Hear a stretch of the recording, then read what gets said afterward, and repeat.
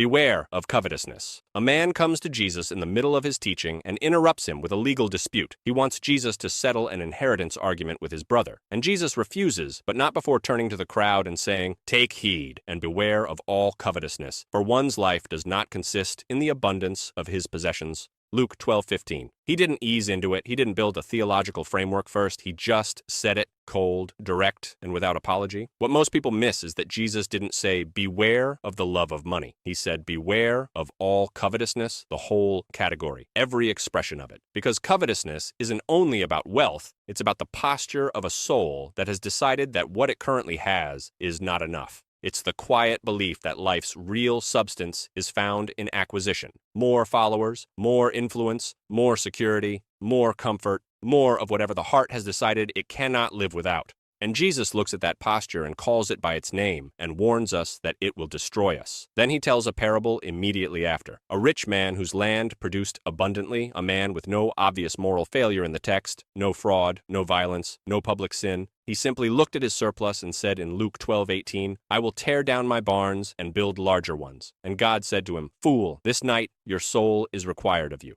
Luke 12:20. We didn't just ignore this warning. We constructed entire theological systems to sanctify it. We repackaged covetousness as vision. We called the accumulation of wealth a sign of divine favor. We put men on stages who told congregations that God's primary interest was their financial increase, and the crowds grew larger every week. We made prosperity the metric of faithfulness, and in doing so, produced a church that prays for bigger barns while the soul quietly starves. What it cost us is a generation that knows how to believe God for things, but has never learned to be content with Him alone. The barns got bigger, the souls got emptier, and we called it blessing.